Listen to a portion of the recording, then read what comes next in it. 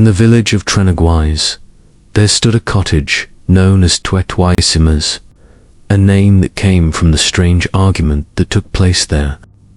A man and his wife lived in the cottage, and they had twins that the woman cared for with great love and attention. One day, she was called away to visit a neighbor who lived some distance away.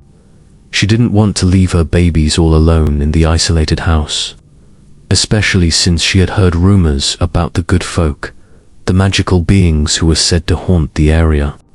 Despite her fears, she went and returned as quickly as she could. On her way back, however, she was alarmed to see some old elves in blue petticoats crossing her path, even though it was midday. She hurried home, only to find the twins still lying in their cradle, and everything appeared to be just as she had left it. But over time, the good folk began to suspect that something was amiss. The twins weren't growing at all. The man said, "They're not ours." The woman replied, "Whose else could they be?" This sparked a great argument, so much so that the neighbors began referring to the cottage by the name Twt y Cymrws after the dispute. The woman was deeply upset, and one evening she decided to visit the wise man of Changelings, who was known for knowing everything and could offer guidance. She went to Changelings and explained her situation to the wise man. It just so happened that a harvest of rye and oats was about to take place. The wise man told her, "When you're preparing dinner for the reapers, take the shell of a hen's egg, clean it out, and boil some soup in it.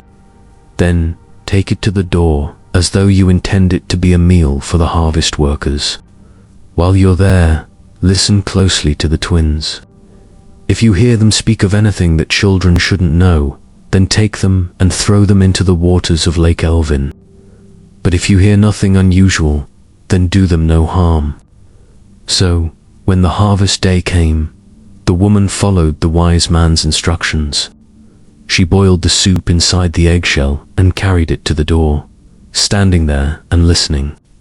Then she heard one of the children say to the other, "Acorn before oak I knew, an egg before a hen, but I never heard of an eggshell brew, a dinner for harvest men." At that, she hurried back inside, grabbed the twins, and threw them into the lake. The elves, in their blue petticoats, came to the rescue, saving their little ones.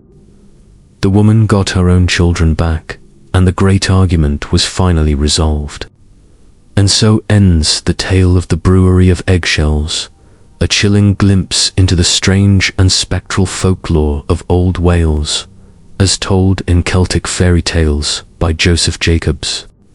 If you enjoyed wandering through this haunted corner of Britain's mythic past, don't forget to like, share, and comment below. I'd love to hear your thoughts on changelings and old folk magic. Subscribe and come back soon for more eerie legends, haunted histories, and forgotten tales from across the British Isles. And if you'd like to read the full story yourself, you'll find a link to the free book on Project Gutenberg in the description below.